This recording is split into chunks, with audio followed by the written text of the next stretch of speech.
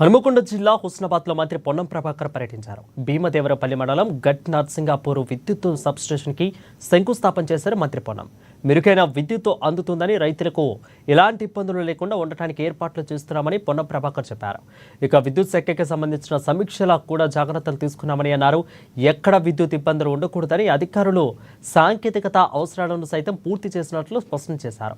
ఇదే క్రమంలో గతంలో పవర్ కట్ విషయంలో నిర్లక్ష్యంగా వ్యవహరించిన అధికారులను సస్పెండ్ చేశామని, బాధ్యతలను విస్మరిస్తే ఊరుకునేది లేదంటూ పొన్నం ప్రభాకర్ స్పష్టం చేశారు. సేవలు రైతులకు అందాలనే ఆలోచనతోటి ప్రభుత్వం ఈ యొక్క కార్యక్రమాన్ని తీసుకోవాలి. రైతుల సంక్షేమం కొరకు ఎక్కడ కూడా విద్యుత్ అంతరాయం కలగద్దనే ఆలోచనతోటి ఈ అదనపు సౌకర్యాన్ని ఇప్పటికే కొత్తకొండలో, ముల్కనూరులో ఉన్నప్పటికీ కూడా దీని ద్వారా మిగతా గ్రామాల్లో బొల్లూరుపల్లి కానీ, పక్కన నర్సింగాపూర్ కానీ ప్రాంతాల లోపల ఎక్కడ కూడా రైతులకు ఇబ్బంది కలగద్దనే ఆలోచనతో చేయడం జరిగింది.